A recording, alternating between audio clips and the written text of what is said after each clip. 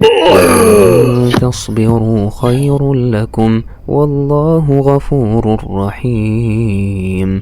يريد الله ليبين لكم ويهديكم سنن الذين من قبلكم ويتوب عليكم والله عليم حكيم.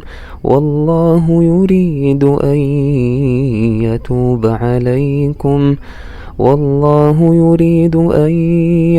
عليكم ويريد الذين يتبعون الشهوات أن تميلوا ميلا عظيما.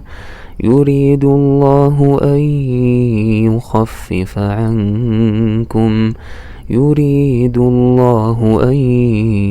يخفف عنكم وخلق الإنسان ضعيفا.